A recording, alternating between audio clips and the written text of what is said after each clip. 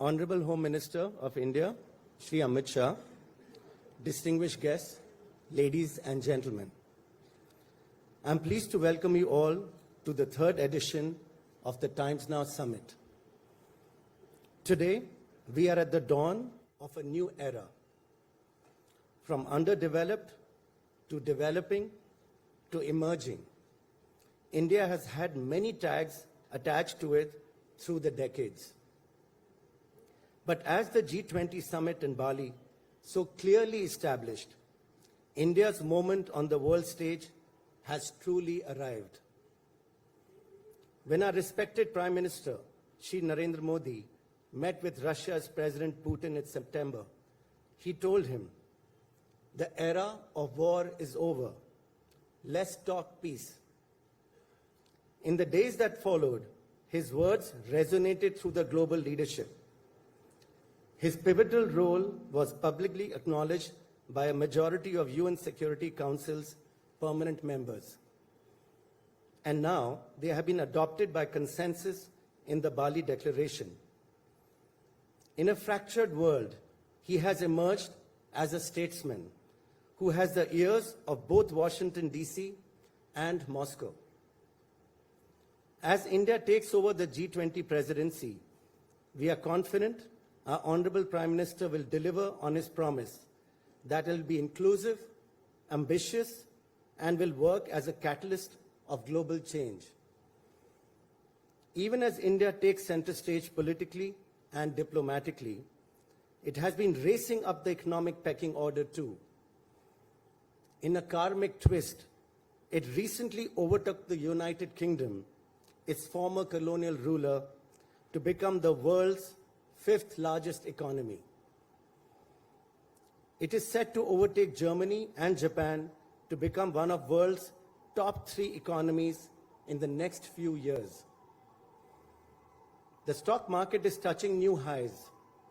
India is seen as the most attractive destination for sovereign wealth funds after the US. And we are home to the 3rd largest startup ecosystem in the world. At a time when some of the biggest economies are staring at a recession, India remains a high-growth bright spot on the global map.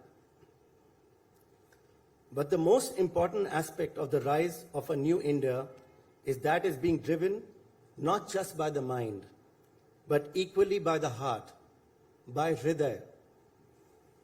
If proof were required of this, it comes in the form of Centre's food subsidy expenditure, which is set to cross rupees 3 lakh crores. That's primarily because of the free food grain scheme under the PM Garib Kalyan Ann Yojana. What makes these giant strides all the more impressive is that we are not run by diktat and dictatorship. We are a vibrant democracy. Our elections, where hundreds of millions come out to vote peacefully, are a matter of great pride and joy. Yes, we face formidable challenges. Foremost among them is the fact that we are in a hostile neighborhood. There are many who would like to block our progress towards peace and stability. But as a Prime Minister and a Home Minister have demonstrated time and again, while India does not seek conflict, it will not compromise on the safety and security of Indian citizens. It has been the endeavor of timesnow Summit to assess the opportunities as well as the threats that lie ahead. We are extremely grateful for the consistent support we have received from the national leadership. Our Prime Minister flagged off the first edition of the summit in 2019. And I want to express my deepest gratitude to our Home Minister for his unstinting encouragement through the years. He unveiled the new agenda for India at the second edition in 2021, when he also inaugurated our Hindi news channel Timesnow Navbharat, which has grown to become a significant voice in the news space in a short span. This year, as the Times Now Summit strives to attain even greater stature, Shri Amit Shah has once again honored us with his presence. May I now request the Vice Chairman and Managing Director of the Times Group, Mr. Smriti Jain, to kindly escort the Honorable Home Minister of India to the stage. Ladies and gentlemen, please put your hands together for a big round of applause.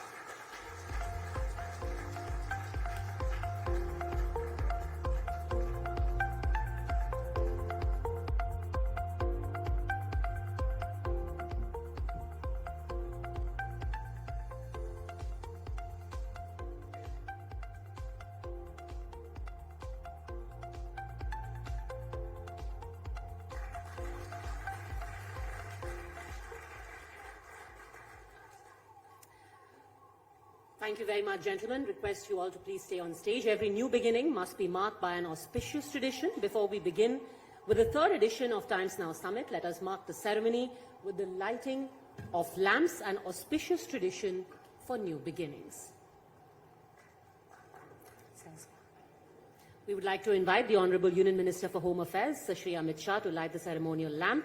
We also request the Vice Chairman and Managing Director of Times Group, Mr. Smriti Jain, and the Managing Director, Times Group, Mr. Vineet Jain, to join the Honourable Union Minister.